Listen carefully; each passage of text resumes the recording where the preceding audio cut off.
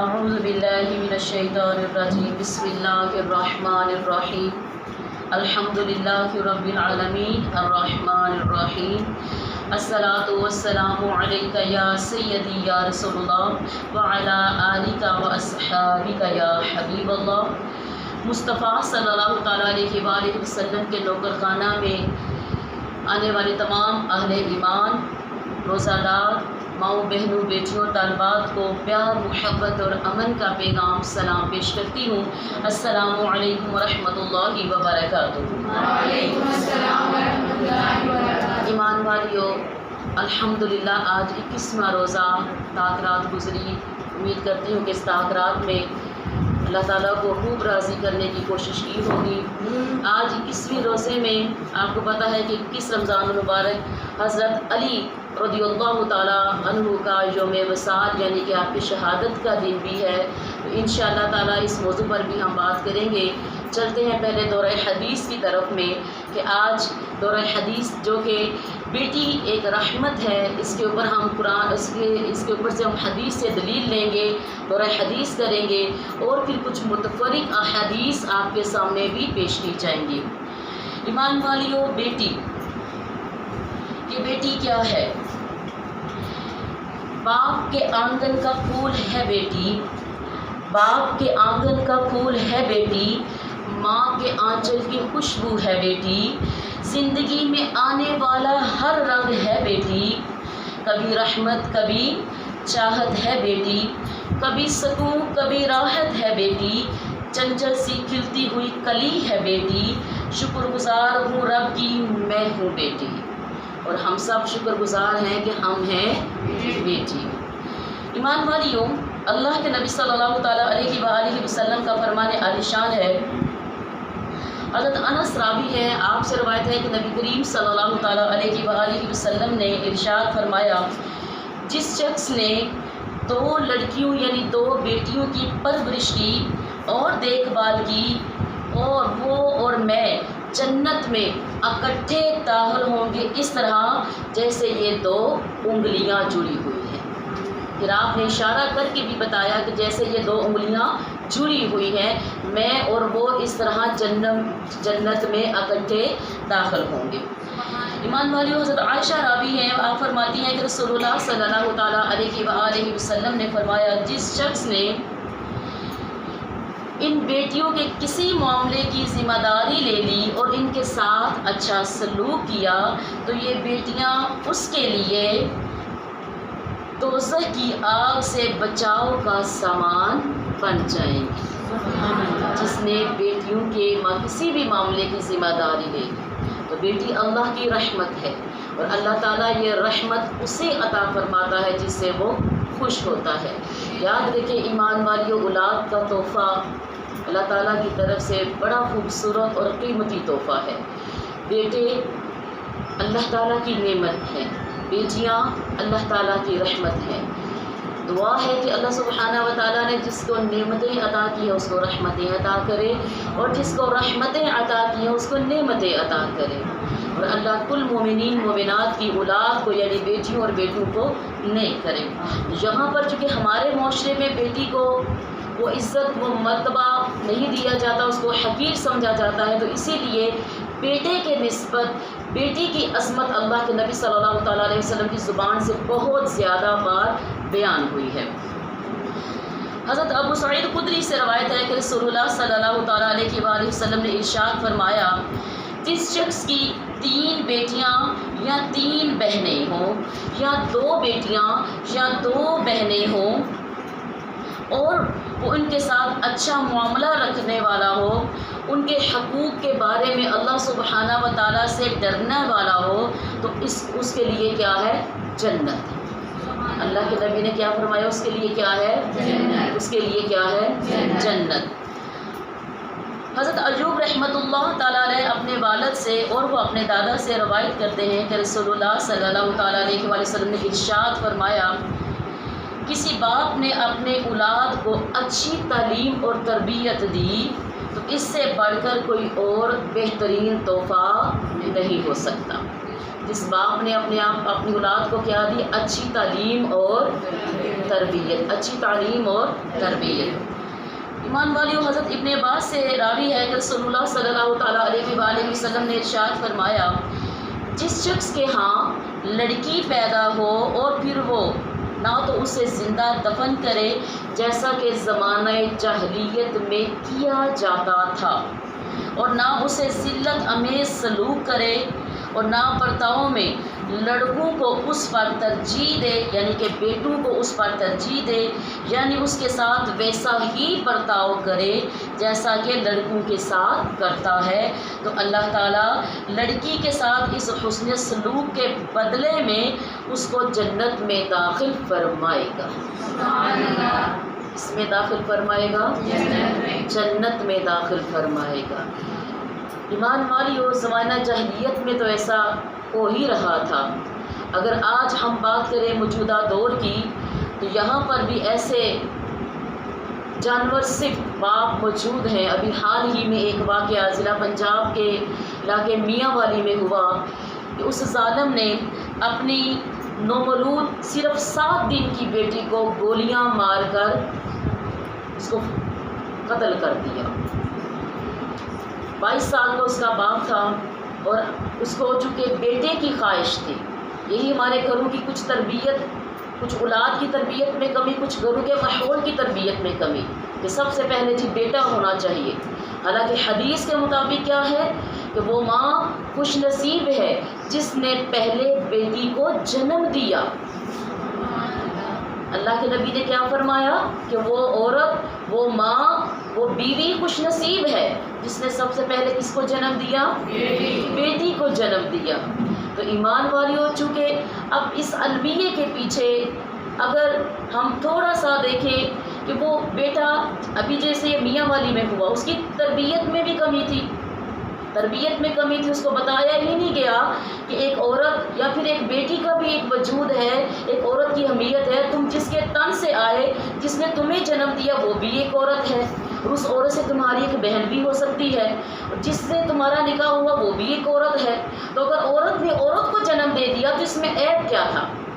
اور پھر اس میں اکثر خواتین جو ساس کے روپ میں ہمیشہ کہتی ہوں 5 انگلیاں ہیں 5 برابر نہیں ہے، جو نیک صفت مومنہ صفت ساسیں ہوتی ہیں ان کو تو میرا سلام ہے، لیکن معاشرے کا اگر ہم مشاہدہ کریں، دیکھیں کہ ہمارے معاشرے میں اکثر بیٹی کی پیدائش پہ ہونے کے سے ساس بھی برا محسوس کرتی ہے، اور اپنی بہو کو تانے بھی دیتی ہے کہ ہائے میرا ہی بیٹا تھا بیٹیوں کے واسطے، ہائے اسی کے گھر میں ساری آنی تھی، ایک بیٹی ہوگی، تھوڑا سا منہ بنایا 2 سے زائد 3 4 ہو گئی تو اس کو تکلیف ہونا شروع ہو جاتی ہے، اور پھر بات یوں چلتی چلتی دوسرے نکاح یا تیسرے نکاح تک پہنچ جاتی ہے۔ تو ہمارے معاشرے میں چونکہ اسلامی تعلیمات کی انتہائی کمی ہے، اور میں چاہوں گی آج کے اس دور حدیث کی توسط سے کہ اگر آپ میں سے کسی نے بھی جو ہمیں سن رہی ہیں، جو ہمیں دیکھ رہی ہیں، جو ابھی موجود ہیں، کہ آپ نے کبھی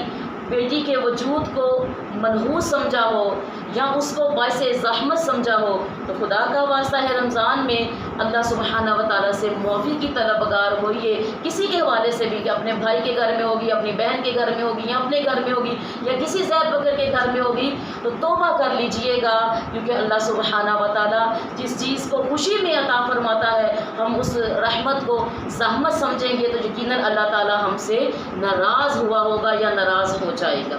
تو ایمان والیو، زمانہ جاہلیت کی طرح ہمیں اپنے ذہن کو نہیں رکھنا بلکہ بدلنا ہے۔ بیٹیاں اللہ کی رحمت ہوتی ہیں، اور یہاں پر میں ایک اور بات بھی کوٹ کرنا چاہوں گی کہ جب ہمارے بانیہ موومنٹ جو کہ میرے بابا جان بھی ہے، ادنا ترین نوکر مصطفیٰ صلی اللہ تعالیٰ علیہ وسلم مہر محمد جمیل صاحب، اللہ سبحانہ و تعالیٰ ان کے درجات اپنے شانی رحیمی کریمی کے صدقے مزید بلند فرمائے۔ آپ کی جب شہادت کا دن تھا، جب آپ شہید ہوئے، تو آپ نے جو اپنا آخری جامع مسجد مال گاؤں میں اس کی مسجد میں جو بیان دیا، آپ نے اس میں جب بیٹی کی عظمت بیان کر رہے تھے، اس کا مرتبہ، اس کی شان زبان مصطفیٰ جو اللہ کے نبی نے فرمائی تھی، اپنی زبان سے جب ادا کر رہے تھے تو آپ نے اپنی 6 بیٹیوں کا بھی وہاں پر ذکر کیا۔ ماشاءاللہ ان کی 6 بیٹیاں تھیں، ہم 6 بہنیں ہیں، تو آپ نے اپنے اوپر فخر محسوس کرتے ہوئے یہ لفظ دہرائے کہ یارو جس کی 6 ہوں، جس کی 4 بیٹیاں ہوں، تو صدقے جائیں ایسے والد کی سوچ پر، ایسے والد کی تربیت پر، ایسے شخص کی تربیت پر کہ جو بیٹی کے وجود کو جنہوں نے زحمت نہیں رحمت سمجھا، اور آج دیکھیں کہ میں ان کی بیٹی آپ کے سامنے ایک صدقہ جاریہ ان کے لیے بن کر بیٹھی ہوئی ہوں۔ کیونکہ یاد رکھیں ماں باپ یا والد کی جو محنت ہوتی ہے اس کا سب سے بہترین پھل کیا ہے؟ اولاد کا نیک ہونا، ان کے پیچھے سے ان کی بخشش کا سامان پیدا کرنا، ان کے پیچھے سے ان کے لیے ہاتھ اٹھا کر ان کی درجات کی بلندی کی دعا کرنا، بہترین وہ اولاد ہے۔ تو یہ تمام چیزیں ہمیں ایک والد نے دی، اور ایک والدہ کی دعا اس کا تو کوئی ثانی نہیں ہے، ماں کا تو کوئی ثانی نہیں ہے، ماں کی تو تعریف ہی ممکن نہیں ہے۔ لیکن بہرحال باپ کا کردار چونکہ اکثر اپنی اولاد سے وقفے پر رہتا ہے، اس کی شفقت ہمیشہ ذرا کاروباری صورت میں، مصروفیت کی صورت میں ایسے، اور خوش نصیب وہ اولادیں ہیں کہ ان تمام مصروفیت کے باوجود باشمول ہم لوگ کہ جن کو ہمارے والد نے، ہمارے بابا جان نے نہ صرف وقت دیا، نہ صرف پیسہ دیا، بلکہ ایک ایسی مدنی فکر ہمیں دے دی کہ جس کی وجہ سے آج ہم کوشش میں لگے ہیں کہ ہماری زندگیاں مکی اور مدنی رہیں، ہر وقت میں سیرت نبی صلی اللہ تعالیٰ علیہ وسلم کے سائے تلے ہماری زندگیاں رہیں، اور یہ ایک ماں کی دعا اور ایک باپ کی شفقت اور محنت کے بغیر ممکن نہ تھا۔ اس لیے ایمان والیوں، بڑا بیٹی کے بہت زیادہ مقام ہے۔ اللہ تعالیٰ سے دعا کرتی ہوں کہ وہ والد، وہ باپ جو اپنی بیٹیوں کو بوجھ سمجھتے ہیں، اپنی بیٹیوں کو زحمت سمجھتے ہیں، ان کی طرف توجہ نہیں کرتے، بیٹوں کو ترجیح دیتے ہیں کہ یہ ہمیں کما کر دیں گے، یہ ہمارا زیادہ دھیان کریں گے۔ اب اس کے بھی برعکس ہم دیکھتے ہیں کہ وہی بیٹے اکثر، سب کا ذکر نہیں ہے، اکثر وہی بیٹے بڑے ہو کر سب سے پہلے اپنی بیوی کو پا کر اپنے ماں باپ کو ہی چھوڑتے ہیں اور انہی کے خلاف ہوتے ہیں۔ تو بہرحال ماں باپ کو یہ کوشش کرنی چاہیے کہ اپنی بیٹیوں اور بیٹوں کو یکساں صورت میں ان کے حقوق ادا کریں، کیونکہ ایک ماں کی تکلیف جتنی بیٹے کو جننے میں ہے اتنی ہی بیٹی کو جننے میں ہے۔ ایک ماں کے لیے تو 2 چیزیں الگ ہو ہی نہیں سکتی اولاد میں سے۔ تو معاشرے میں اور بڑی ایسی مثالیں ہیں جو میں دے سکتی ہوں کہ جہاں پر بیٹوں اور بیٹی کے درمیان فرق کیا جاتا ہے، جو کہ ایک غیر اسلامی اور غیر اخلاقی حرکت ہے۔ اللہ سبحانہ و تعالیٰ سب کی اولادوں کو نیک کرے۔ ایمان والیوں، اسی سے متعلقہ ایک اور حدیث ہے کہ حضرت نعمان بن بشیر رضی اللہ تعالیٰ عنہ سے روایت ہے کہ میرے والد رسول اللہ صلی اللہ تعالیٰ علیہ وآلہ وسلم کی خدمت میں مجھے لے کر حاضر ہوئے اور عرض کیا کہ میں نے اپنے بیٹے کو غلام ہدیہ کیا ہے، یعنی ایک غلام میں نے اپنے بیٹے کے لیے تحفہ کر دیا ہے۔ تو رسول اللہ صلی اللہ تعالیٰ علیہ وآلہ وسلم نے ان سے پوچھا کیا تم نے اپنے سب بچوں کو اتنا ہی دیا ہے؟ کیا تم نے اپنے تمام بچوں کو اتنا ہی دیا ہے؟ تو انہوں نے عرض کی یا رسول اللہ صلی اللہ تعالیٰ علیہ وآلہ وسلم نہیں۔ تو آپ صلی اللہ تعالیٰ علیہ وسلم نے ارشاد فرمایا غلام واپس لے لو، اگر تم نے سب کا حق نہیں ادا کیا تو ایک کا ادا کر رہے ہو تو اس سے غلام واپس لے لو، یا تو سب کو دو یا کسی کو نہ دو۔ تمہارے لیے اولاد میں برابری رکھنا لازم ہے، تمہارے لیے اولاد میں برابری رکھنا لازم ہے۔ مزید اسی سے متعلقہ حدیث ہے حضرت ابو سعید اور حضرت ابن عباس رضی اللہ تعالیٰ عنہ سے روایت ہے کہ رسول اللہ صلی اللہ تعالیٰ علیہ وآلہ وسلم نے ارشاد فرمایا جس کا کوئی بچہ پیدا ہو تو اس کا اچھا نام رکھے، اپنے بچے کا اچھا نام رکھے، کیونکہ نام کے اثرات اس کی شخصیت پر ہوتے ہیں، بچے کی شخصیت پر۔ اس لیے نام رکھنے سے پہلے ضرور ہمیں اسلامی ناموں کو ترجیح دینا چاہیے اور مہذب ناموں کو دینا چاہیے۔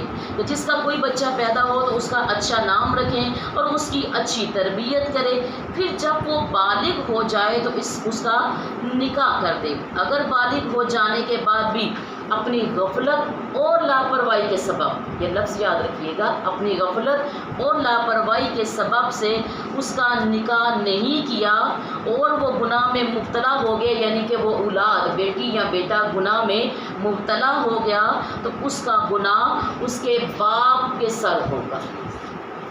کس کے سر ہوگا؟ باپ کے سر ہوگا۔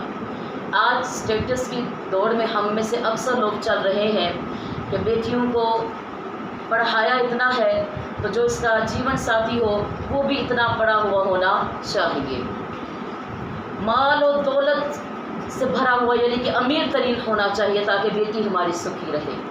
تقویٰ نہیں دیکھا جاتا، حالانکہ تقوی کو ترجیح کیا گیا ہے۔ اس سے مراد یہ نہیں ہے میری کہ آپ کسی بھی تقویٰ جب ہو جاتا ہے تو تقویٰ کیا ہے کہ وہ بندہ اپنے اخلاق اور اپنے کردار میں ستھرا ہونا چاہیے۔ اگر کم کماتا ہے، یہ دیکھ لو حلال کما رہا ہے تو اس میں برکت ہے، اور کیا پتہ بہت کما رہا ہو، حرام کما رہا ہو تو اس میں برکت بھی نہ ہو۔ تو اس لیے کچھ والدین یا باپ اگر اپنی غفلت برتیں گے اپنے بچے کے بالغ ہونے جانے کے بعد، تو یاد رکھے وہ جتنے گناہ کرے گا پھر وہ کس کے سر ہوں گے؟ حدیث کے مطابق اس کے باپ کے سر ہوں گے۔ تو ایمان والیوں نکاح کرنے میں ویسے بھی جلدی کرنا چاہیے۔ ہمارے ہاں اکثر بیٹیوں کو اور بیٹوں کو اسٹیٹس کی وجہ سے ایک اسٹینڈرڈ بنایا ہوا ہے ہم نے اپنی سوچ کا، اور اس کی وجہ سے ہم تاخیر کر دیتے ہیں۔ جو چیز اللہ سبحانہ و تعالیٰ کے نبی نے جلد کرنے کی فرمائی اس میں ایک نکاح بھی ہے۔ حضرت عائشہ رضی اللہ تعالیٰ عنہ سے روایت ہے کہ ایک دیہات کے رہنے والے شخص نبی کریم صلی اللہ تعالیٰ علیہ وآلہ وسلم کی خدمت میں حاضر ہوئے اور کہا، ایک دیہات کے رہنے والا شخص نبی کریم صلی اللہ علیہ وسلم کی خدمت میں حاضر ہوتا ہے اور کہا کہ تم لوگ بچوں کو پیار کرتے ہو، کہا کہ تم لوگ بچوں کو پیار کرتے ہو، ہم تو ان سے پیار نہیں کرتے۔ آپ اس بات کو سمجھ گئے کہ ایک دیہات کے گاؤں کے رہنے والا شخص نبی کریم صلی اللہ تعالیٰ علیہ وسلم کی خدمت میں حاضر ہو کر کہتا ہے کہ بھئی تم لوگ تو اپنے بچوں کو پیار کرتے ہو، ہم پیار نہیں کرتے۔ تو نبی کریم صلی اللہ تعالیٰ علیہ وآلہ وسلم نے ارشاد فرمایا، اگر اللہ تعالیٰ نے تمہارے دل سے رحمت کا مادہ نکال دیا ہے، یعنی کہ پیار کا مادہ، رحمت کا مادہ، شفقت کا مادہ نکال دیا ہے، تو اس میں میرا کوئی اختیار نہیں ہے۔ میں اس میں کیا اختیار کر سکتا ہوں؟ کیا مراد ہے اس حدیث سے کہ ہمارے یہاں اب چونکہ آپ دہی ماحول کو زیادہ بہتر سمجھتے ہیں، ہم نے دیکھا کہ اکثر والد جب میاں بیوی کی آپس میں نہیں بنتی ہے تو وہ اس کا گرج، اس کا غصہ اپنی اولاد کے ساتھ بھی روا رکھتے ہیں، جس سے ان کی اولاد ان کی محبت سے، ان کی شفقت سے، ان کی مہربانی سے، ان کے اچھے رویے، اچھے سلوک سے محروم ہو جاتی ہے۔ یا پھر دوسرا ان کے ماحول ایسے ہوتے ہیں کہ بچوں کی طرف پیار کرنا عیب سمجھا جاتا ہے، یعنی اگر بچہ رو رہا ہے تو شوہر نے اٹھا لیا، بیوی مصروف ہے تو اس کو بھی عیب بنا دیا جائے گا کہ ہمارے یہاں پر بچوں کو اس طرح باپ ٹیک کیئر نہیں کرتے۔ اگر وہ بچے کو چومتا ہے اپنے کو تو وہاں پر بھی عیب بنا لیا جاتا ہے کہ یہ کیا بچے سے زیادہ پیار کرتے ہو تم، عیب بنا لیا جاتا ہے۔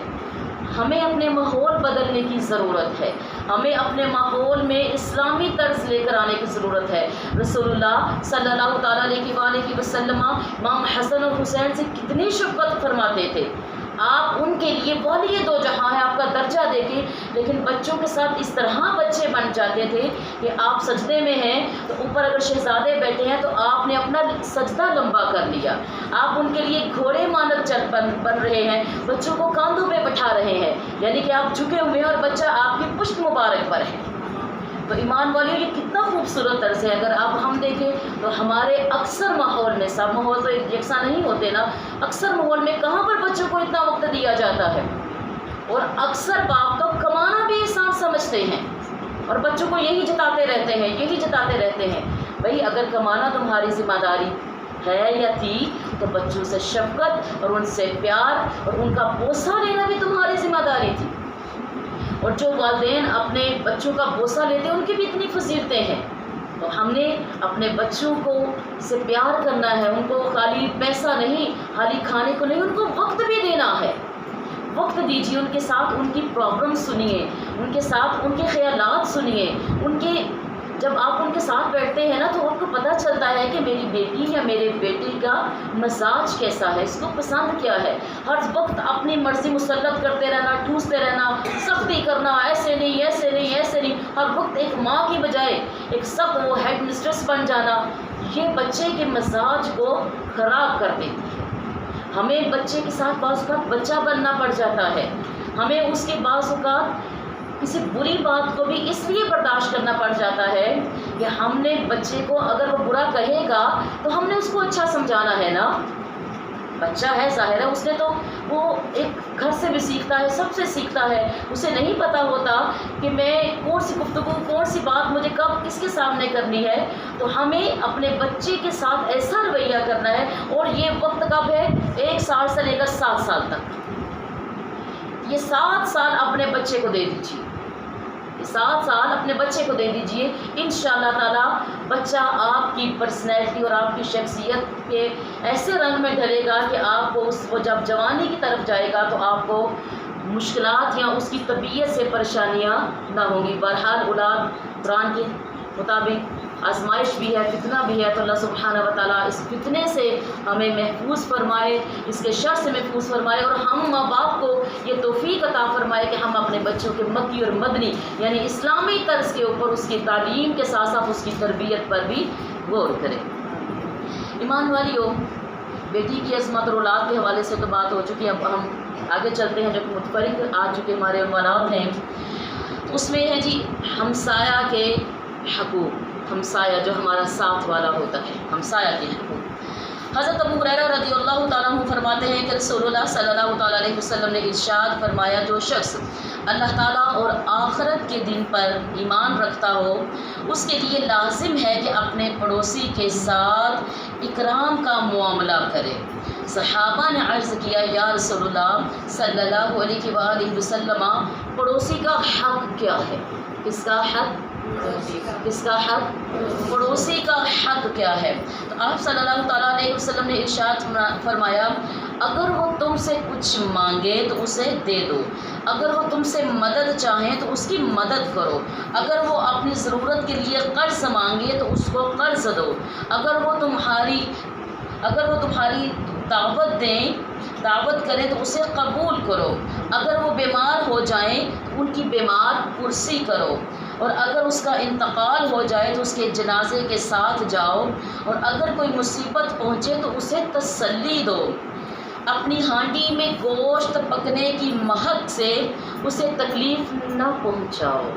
یعنی اپنی ہانڈی بناتے ہوئے اتنا مسالہ نہ بھونا کرو کہ اس کی خوشبو اسے تکلیف دے. آپ کو پتہ ہے وہ مہک بہت خوبصورت، بہت مزیدار، لذیذ خوشبو ہوتی ہے. تو میرے نبی کریم صلی اللہ علیہ وسلم نے فرمایا اس سے بھی تم اوائڈ کرو، اس سے بھی باز رہو کہ اتنا نہ ہو، کیونکہ ہو سکتا ہے کہ تنگ دستی کی وجہ سے وہ گوشت نہ پکا سکتا ہو، مگر یہ کہ اس میں سے کچھ اس کے گھر بھی بیچ دو، اور اپنی عمارت اس کی عمارت سے اس طرح بلند نہ کرو کہ اس کے گھر کی ہوا رک جائے، مگر یہ کہ اس کی اجازت سے. سبحان اللہ. یہ کس کے حقوق ہیں؟ ہمسائے، جس کے بارے میں میرے نبی صلی اللہ علیہ وسلم نے فرمایا کہ جب جبرائیل مجھے حقوق کے بارے میں بتا رہے تھے تو میں اس چیز میں کا مجھے ڈر ہو گیا، خیال ہو گیا کہ کہیں جبرائیل یہ نہ فرما دیں، یہ نہ کہہ دیں کہ وراثت کے معاملے میں بھی ہمسایہ حقدار ہوگا. اس قدر ان کے حقوق. اور ابھی ہم نے کیا پڑھے کہ ہمیں کتنا اپنے ہمسایوں کا احساس کرنا چاہیے، کتنا خیال کرنا چاہیے، کتنا احساس کرنا چاہیے. ایمان والیوں، ایک اور حدیث ہے، حضرت ابو ہریرہ رضی اللہ تعالیٰ عنہ سے روایت ہے کہ ایک شخص نے عرض کی، یا رسول اللہ صلی اللہ تعالیٰ علیہ وآلہ وسلم، فلانی عورت کے بارے میں یہ مشہور ہے کہ وہ کثرت سے نماز، روزہ اور صدقہ خیرات کرنے والی ہے. اچھا جی، کیا مشہور ہے؟ ذرا لفظ دہرا دیجیے. وہ کیا کرنے والی ہے؟ خیرات وغیرہ کرنے والی ہے. لیکن اپنے پڑوسیوں کو اپنے زبان سے تکلیف دیتی ہے، اپنے پڑوسیوں کو، اپنے ہمسائے کو زبان سے تکلیف دیتی ہے، برا بلا کہتی ہے۔ رسول اللہ صلی اللہ تعالیٰ علیہ وسلم نے ارشاد فرمایا وہ دوزخی ہے، وہ دوزخ میں جائے گی۔ نماز روزہ خیرات اس کی کیا تھی؟ وہ مشہور تھی، لیکن اس کی زبان کے شر سے اس کا ہمسایہ محفوظ نہیں تھا۔ پھر اس شخص نے عرض کی یا رسول اللہ صلی اللہ تعالیٰ علیہ وسلم، فلاں عورت کے بارے میں مشہور ہے کہ وہ نفلی روزہ، صدقہ اور خیرات اور نماز تو کم کرتی ہے، بلکہ اس کا صدقہ اور خیرات چند پنیر کے ٹکڑوں پر ہوتا ہے۔ وہ جب صدقہ و خیرات کرتی ہے تو چند پنیر کے ٹکڑوں سے آگے اس کا نہیں بڑھتا، لیکن وہ اپنے پڑوسیوں کے ساتھ بہت اچھی ہے، اپنے پڑوسیوں کے ساتھ اس کی جو زبان ہے اسے تکلیف نہیں دیتی، تو اللہ کے نبی صلی اللہ تعالیٰ علیہ وسلم نے فرمایا وہ جنتی ہے، وہ جنت میں جائے گی۔ تو اس سے مراد کیا ہے کہ ہم نے اپنے پڑوسیوں کے ساتھ اپنا رویہ، اپنا اخلاق بہت اچھا کرنا ہے۔ ایمان والیوں، حضرت عقبہ بن عامر راوی ہیں، فرماتے ہیں کہ رسول اللہ صلی اللہ تعالیٰ علیہ وسلم نے ارشاد فرمایا قیامت کے دن جھگڑا کرنے والوں میں، قیامت کے دن جھگڑنے والوں میں سب سے پہلے جو دو جھگڑا کرنے والے ہوں گے نا، وہ کون ہوں گے؟ پڑوسی۔ وہ کون ہوں گے؟ قیامت کے دن سب سے پہلے جو دو جھگڑا کرنے والے پڑوسی پیش کیے جائیں گے، یعنی بندوں کے حقوق میں سب سے پہلا معاملہ کن کا پیش کیا جائے گا؟ پڑوسیوں کا۔ جب بندوں کے حقوق کے بارے میں پوچھا جائے گا نا، تو سب سے پہلا کن کے بارے میں پوچھا جائے گا؟ کن کے بارے میں؟ پڑوسیوں کے بارے میں۔ تو ہمیں اپنے پڑوسیوں کے ساتھ اچھا رویہ رکھنا ہے۔ اگر وہ کچھ برا کہہ بھی دیں تو دروازہ بند کر کے اندر ہو جائیے گا، تاکہ آپ مزید ان کے شر سے محفوظ رہیں۔ یہ نہیں وہ ایک کلام کر رہی ہے، اس کو لحاظ نہیں، اس کو تمیز نہیں ہمسائے کے حقوق کا، تو آپ بھی اس کے مد مقابل ہو جائیں تو فرق کیا رہے گا؟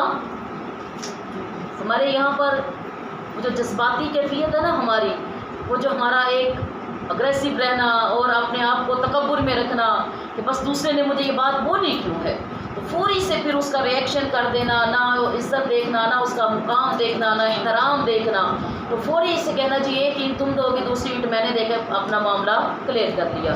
یہ مزاج نہیں ہونا چاہیے، بلکہ مزاج اسلامی ہونا چاہیے۔ اور اسلامی مزاج کیا ہے کہ ہم نے ہمسائے کے حوالے کے ساتھ اس لیے اچھا رویہ کرنا ہے کیونکہ یاد رہے کہ ہمارے نبی نے کیا فرمایا ہے کہ جب بندوں کے حقوق کے بارے میں پوچھا جائے گا تو سب سے پہلے کن کے حقوق کے بارے میں پوچھا جائے گا؟ کن کے رویے کے بارے میں پوچھا جائے گا؟ کن کے سلوک کے بارے میں پوچھا جائے گا؟ پڑوسیوں میں۔ اور ویسے بھی آپ کو پتہ کہتے ہیں نا، اگر کسی نے معلوم کرنا ہو نا کسی کے گھر کا ماحول، تو اسے پڑوسی سے پوچھ لیں کہ اس کا رویہ، اس کا اخلاق، اس کا کردار کیسا ہے۔ تو ہمارے رشتہ دار کا درجہ تو اپنی جگہ ہے، لیکن بہرحال پڑوسیوں کا بھی تو رشتہ تعلق ہم سے مضبوط ہوتا ہے، کیونکہ ایک دیوار گھر کے ساتھ گھر یا دوسرے کے ساتھ تو پڑوسی قریب ہوتا ہے۔ رشتہ دار تو کبھی آئے سو آئے، تو پڑوسی تو ہر وقت ہمارے ساتھ موجود ہے۔ تو اپنا رویہ ہمیں درست کرنا چاہیے۔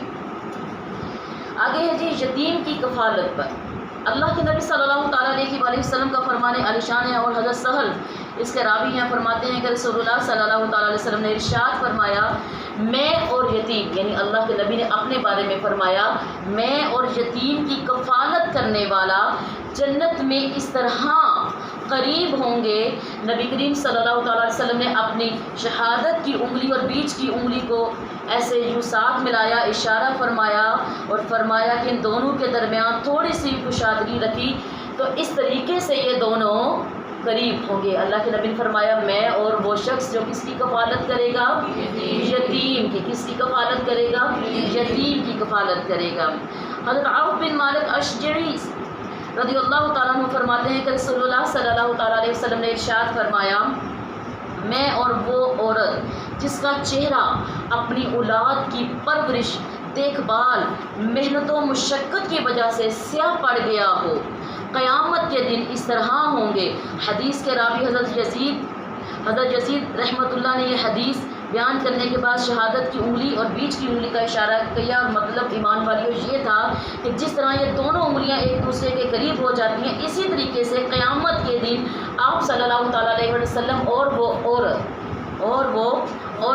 قریب ہوں گے، اور وہ عورت جس کو سیاہ رنگ، یعنی کہ وہ بیوہ جس نے اپنے بچوں کی کفالت میں، اس کی ذمہ داری میں محنت کی، اور وہ اسے نہیں پتہ یہ زینت کیا ہے، اپنے بچوں کے لیے اس نے محنت کی، اسے اچھا پہننا، اچھا بننا سنورنا سب بھول گیا۔ تو یاد رکھیں یہاں پر رسول اللہ صلی اللہ علیہ وسلم نے جو سیاہ چہرے والی عورت کی تشریح کرتے ہوئے ارشاد فرمایا کہ اس سے مراد وہ عورت ہے جو بیوہ ہو گئی۔ کون سی عورت ہے جو بیوہ ہو گئی اور حسن و جمال، عزت و منصب والی ہونے کے باوجود اپنے یتیم بچوں کی پرورش کی خاطر اس نے نکاح نہ کیا، یہاں تک کہ وہ بالغ بچے ہونے کی وجہ سے اپنی ماں کے محتاج نہ رہیں یا انہیں موت آ جائے بچوں کی وجہ سے۔ بچے جب ظاہر ہے ویسے تو دوسرا نکاح ثانی میں جلدی کرنی چاہیے، متعلقہ ہو یا بیوہ ہو، لیکن جب بچوں کی کثیر تعداد ہو تو مشکل ہوتا ہے کوئی ان کا بہترین کفیل ہو۔ تو اس ماں نے یہ سمجھا کہ میرے بچے زیادہ ہیں تو ان کا کفیل کوئی اچھا ذمہ دار نہیں ہو سکتا، اچھا شوہر تو ہو سکتا ہے لیکن اچھا باپ نہ بنے، کیا زیادہ بچے ہیں، کیونکہ یہ ہر کوئی اس ذمہ داری کو تو نہیں ایمان والیوں سمجھتا نا۔ تو کوئی اچھا شوہر تو بن سکتا ہے، کیا پتہ اچھا باپ نہ بنے، اور اس نے اپنی زندگی اپنے بچوں کے نام پر وقف کر دی، اپنی اولاد کے نام پر وقف کر دی۔ اور ایسی عورت کو اللہ تعالیٰ کے نبی نے کیا فرمایا، وہ روز محشر میرے ساتھ یوں ہو، وہ بیوہ میرے ساتھ یوں ہوگی۔ سبحان اللہ۔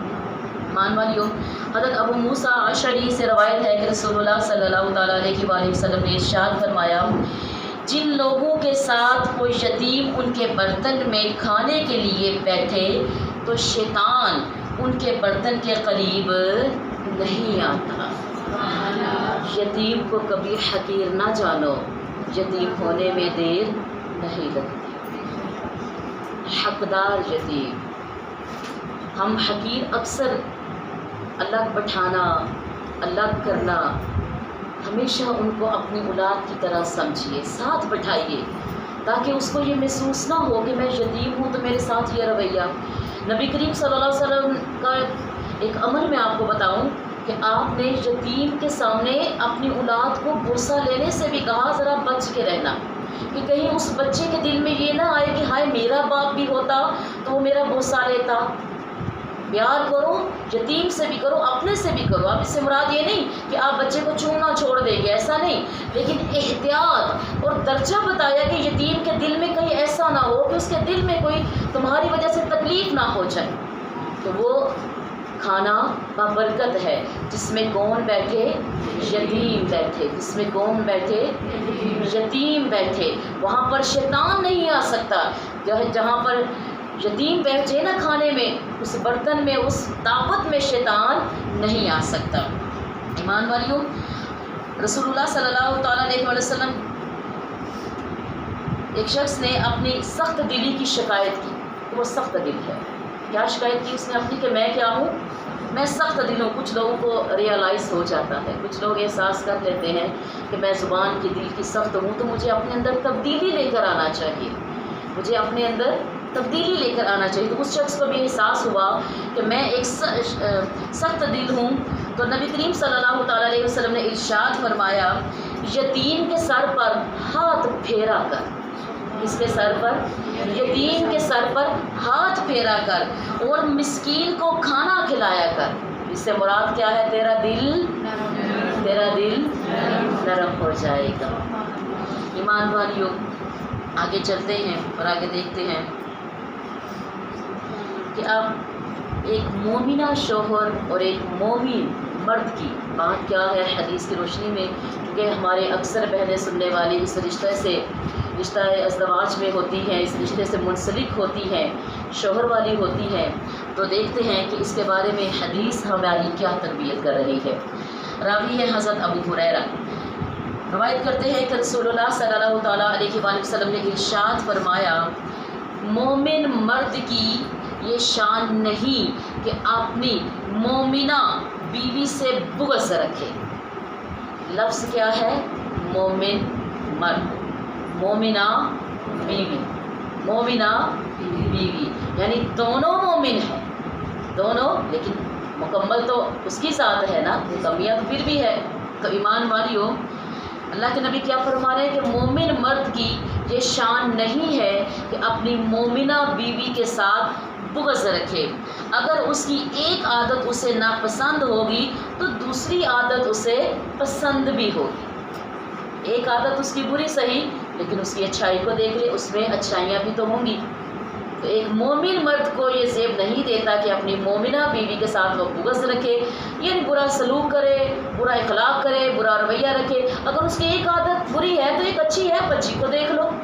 زندگی کی گاڑی کو چلانے کے لیے صرف خامیوں کو نہیں دیکھنا چاہیے، خوبیوں کو بھی تو دیکھنا چاہیے۔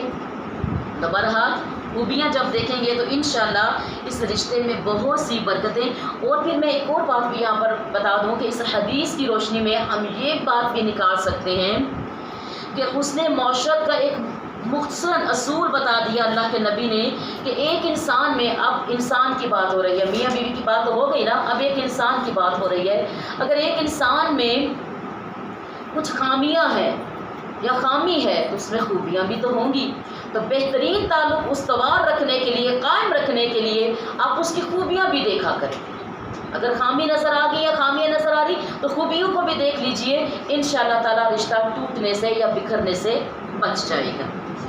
ایمان والی حضرت ام سلمہ رضی اللہ تعالیٰ عنہا سے روایت ہے کہ رسول اللہ صلی اللہ تعالیٰ علیہ وسلم نے ارشاد فرمایا، جس عورت کا اس حال میں انتقال ہو گیا کہ اس کا شوہر اس سے راضی ہو تو وہ جنت میں جائے گی، تو وہ جنت میں جائے گی۔ اب یہاں پر یاد رکھیں مراد کیا ہے؟ مومن شوہر، مومنہ بیوی، یہ یاد رکھو۔ اب ایک ایسا شوہر جو اپنی بیوی پر ظلم و زیادتی کرتا ہو، زنا اور شراب کا یا نشے کا عادی ہو، اور اس کو بیوی کے حقوق نہ پتہ ہو، بیوی کو اپنی جوتی مانند سمجھتا ہو کہ صرف استعمال کیا، اپنی غرض نکالی اور پھر اس کو جوتی مانند استعمال کیا ہو، اس کے خوراک، اس کے لباس، اس کے گھر آرائش کا اسے کوئی خیال نہ ہو، تو ایسا شوہر کے آگے اگر بیوی حق کی آواز بھی بلند کرتی ہے نا کہ مجھے یہ دو، یہ میرا حق ہے، تو بعض ایسی گندی تربیت، ایسی گندی سوچ کے ظالم شوہر ہوتے ہیں جو اپنی بیویوں کو یہاں پر بھی زبان درازی کا طعنہ دے کر اس کو ذلیل و رسوا کرتے رہتے ہیں، حالانکہ یہ تو اس کا حق تھا، جو اس عورت کا حق تھا۔ تو ایسا شوہر کبھی بھی اپنی بیوی سے راضی نہیں رہ سکتا، ایسا شوہر کبھی بھی اپنی بیوی سے، اس کو اس کی تعلیم، اس کی تربیت، اس کا ماحول، اس کی طبیعت اس چیز کی طرف آتی ہی نہیں کہ بیوی میرا لباس کی مانند ہے، بیوی میرے لباس کی مانند ہے، اور مجھے اللہ سبحانہ و تعالیٰ نے اس کے اوپر درجہ دیا ہے، مجھے اس کے اوپر ایک درجہ میرا بڑھایا ہے، تو میری کچھ ذمہ داریاں ہیں۔ تو جو ایسے شوہر ہوں گے ان کا تو اللہ ہی حافظ ہے، ایسے ہی ہے نا بات۔ یاد رکھو ایمان والیوں، اگر بیوی بری مل جائے نا، شوہر کو بیوی بری مل جائے، اچھی نہ ملے تو رشتہ ٹوٹ جاتا ہے، رشتہ ٹوٹ جاتا ہے۔ مگر اگر شوہر برا مل جائے بیوی کو تو بیوی کا دل ٹوٹ جاتا ہے، لیکن پھر بھی وہ اپنے گھر کو توڑنے سے بچانے کی کوشش میں لگی رہتی ہے کہ شوہر برا صحیح، اب اولادیں ہیں، مجھے اپنے گھر کو بچانا ہے، بشرط یہ کہ وہ شوہر اس کی عزت کا بھلیوال رہے، اور اگر وہ اس کی عزت کا بھلیوال نہیں رہا پھر تو عورت کو اختیار شریعت نے دیا ہے کہ وہ کھلا لے سکتی ہے، وہ اس سے طلاق کیا مطالبہ کر سکتی ہے، لیکن پہلے ہمیشہ کوشش کرنا ہے کہ ہم سے جتنا ممکن ہو ہم اس رشتے کو قائم رکھنے کی کوشش میں لگے رہیں۔ باقی جو برا عمل ہے اللہ تعالیٰ ہر کسی کے عمل سے واقف ہے۔ ایمان والیوں، حضرت احوص رضی اللہ تعالیٰ عنہ سے روایت ہے کہ رسول اللہ صلی اللہ تعالیٰ علیہ وآلہ وسلم کو یہ ارشاد فرماتے ہوئے سنا، اور اس میں میں آپ سے بھی کہوں گی کہ ذرا غور فرما لیجئے گا، یہ حدیث میں کیا ہے، غور سے سنو۔ عورتوں کے ساتھ اچھا سلوک کیا کرو، اس لیے کہ وہ تمہارے پاس قیدی ہے۔ یہاں قیدی سے مراد کیا ہے؟ وہ تمہارے ذمہ ہیں، یہ وہ والے قیدی نہیں جس پہ تشدد کرنا ہے اور باندھ کے رکھنا ہے، وہ قیدی ہیں کیونکہ وہ تمہاری کفالت میں ہے، تمہاری ذمہ داری میں ہے۔ تم ان سے اپنی عصمت اور تمہارے مال کی حفاظت وغیرہ کے علاوہ اور کچھ اختیار نہیں رکھتے۔ ہاں، یہ تمہارے مال میں خیانت نہ کرے اور تمہاری عصمت کی خرابی نہ کرے، تمہاری عزت کی خرابی نہ کرے۔ ہاں، اگر وہ کھلی بے حیائی کا ارتکاب کریں تو پھر ان کو ان کے بستروں میں تنہا چھوڑ دو، یعنی ان کے ساتھ سونا چھوڑ دو، لیکن گھر میں ہی رہو اور ہلکی مار مارو۔ ہلکی، ایک اور حدیث کے مطابق تنکے کے مانند۔ اور یہاں پر بھی دیکھ لیں کہ جانوروں کی طرح شوہر اپنی بیویوں کو پیٹتے ہیں، اور تجربہ یہ بتاتا ہے معاشرے کا، ہمارے اس معاشرے کا، اور یہ صرف ہمارے معاشرے کی نہیں، جس کو ہم بڑی مہذب تہذیب کہتے ہیں نا، مغربی تہذیب، اس میں بھی ایسے ہوتا ہے کہ جب بیوی پر تشدد کیا جاتا ہے تو اس حد تک بڑھ دیا جاتا ہے کہ جس کو کوئی مذہب بھی اجازت نہیں دیتا۔ اور اگر ہم اپنے اسلامی مذہب کی بات کریں تو ہمارا مذہب کیا کہتا ہے؟ ہلکی مار، ہلکی ضرب، ایک تنکے مانند۔ لیکن یہاں پر لاتوں سے، پیروں سے، ٹھڈوں سے، ہاتھوں سے، مکھوں سے نہ جانے اور جلایا جاتا ہے، عورت کو گنجا کیا جاتا ہے، اس کو اندھا کانا کیا جاتا ہے، اس کو ناخن مارے جاتے ہیں، نوچا جاتا ہے، اور اپنی مردانگی دکھاتے ہیں جی ہم نے دیکھو کیسا عمل کیا، انشاءاللہ تمہیں خدا پوچھے گا اس جہاں میں نہیں۔ ارے عورت بری ہے تو آپ اس کو شریعت کے جو میں نے ابھی حدیث بتائی اس کے مطابق ڈیل کرو، اور اگر پھر بھی تمہارے اختیار میں نہیں آتے تو چھوڑ دو، عورت کو چھوڑ دو۔ ایسی اگر کوئی عورت بد اخلاق، بد کردار زندگی میں آ گئی ہے جو تمہاری عزت، تمہارے مال کی بھلی بات نہیں بن رہی، تو تم اس کو چھوڑ دو، کہ کیوں تم اپنے آپ کو ظالم کہلا کر اللہ کے حضور جواب دے پڑ رہے ہو؟ جواب دے گا نا وہ مرد، تمہیں تو شریعت نے اجازت ہی نہیں دی کہ تم عورت کے ساتھ، اپنی بیوی کے ساتھ ایسا رویہ اختیار کرو۔ تو بہرحال ایسے جو جھوٹی مردانگی والے، ظالمانہ مردانگی والے جو شوہر ہوتے ہیں، یہ ایسا عمل کر کے وہ معاشرے میں ایک الگ سا انہوں نے ماحول بنایا ہوا ہے، اور الگ سا اس اتنے خوبصورت رشتے کو جو لباس کی مانند ہے اس کو گندا کیا ہوا ہے۔ تو ایمان والیوں، بہرحال عورتوں کی بات جو خراب ہے، بد کردار ہوں، بد اخلاق ہوں، ان کو بھی سمجھنا چاہیے۔ بہرحال یہاں پہ شوہر کی بات ہو رہی ہے۔ آگے اللہ کے نبی کیا فرما رہے ہیں کہ لیکن گھر میں رہو اور ہلکی مار مارو، پھر اگر وہ تمہاری فرما برداری اختیار کر لیں تو ان پر زیادتی کے لیے بہانہ مت ڈھونڈو۔ اگر انہوں نے تم سے معافی کر لی، وہ گناہ، وہ برا عمل چھوڑ دیا، تو تم اسے بار بار تانے نہ دو، اس کی بار بار عزت نہ اچھالو، بلکہ اس نے تمہاری فرما برداری اختیار کر لی ہے۔ مطلب کیا ہے کہ اب تم اس کے اس عیب کو بیان کرنا اور ذہن میں رکھ کے اس کو تکلیف دینا چھوڑ دو۔ آگے فرمائیے، اللہ کے نبی نے فرمایا غور سے سنو، تمہارا حق تمہاری بیویوں پر اسی طرح ہے، تمہاری بیویوں کا تم پر حق ہے، تمہارا حق ان پر یہ ہے کہ وہ تمہارے بستروں پر کسی ایسے شخص کو نہ آنے دیں جس کا آنا تم کو ناگوار گزرے، اور نہ وہ تمہارے گھروں میں تمہاری اجازت کے بغیر کسی کو آنے دیں۔ غور سے سنو، ان عورتوں کا تم پر حق یہ ہے کہ تم ان کے ساتھ ان کے لباس اور ان کے خوراک میں اچھا سلوک کرو، یعنی اپنی حیثیت کے مطابق ان کے لیے ان چیزوں کا اہتمام کرو، انتظام کیا کرو، تمہارا یہ حق ہے۔ میاں بیوی کا رشتہ ایک گاڑی کی مانند ہے، دو پہیوں کی مانند ہے، تو دونوں کو ایک دوسرے کے ساتھ لباس مانند ہو کر اپنے رشتے کو سنوارنے کی ضرورت ہے۔ ایمان والیوں، آخری حدیث آج کے دور حدیث کی، اور وہ ہے جی مزدور کے حوالے سے۔ اللہ کے نبی صلی اللہ تعالیٰ علیہ وآلہ وسلم نے ارشاد فرمایا، اور راوی ہیں حضرت عبداللہ بن عمر، فرماتے ہیں کہ مزدور کا پسینہ خشک ہونے سے پہلے اس کی مزدوری دے دیا کرو، کام کروا کے، کام نکلوا کے اس کو لٹکایا نہ کرو۔ پسینہ خشک ہونے سے مراد کیا ہے؟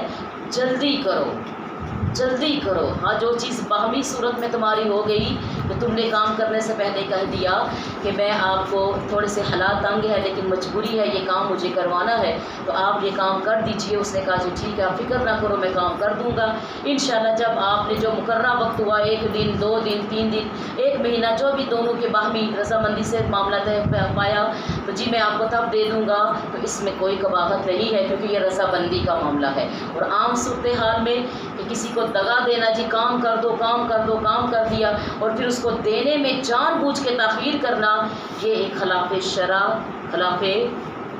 شرع ایک معمول ہے۔ اللہ تعالیٰ سے دعا کرتی ہوں کہ اللہ سبحانہ و تعالیٰ جو آج ہم نے سنا اور سنایا اور سمجھا، ہمیں اس پر عمل کی توفیق عطا فرمائے۔ اس پیغام کو زیادہ سے زیادہ پھیلائیے، خود بھی عمل کیجیے اور دوسروں پہ بھی اس عمل پر اس کو بھی لے کر آئیے۔ والسلام فی امان اللہ۔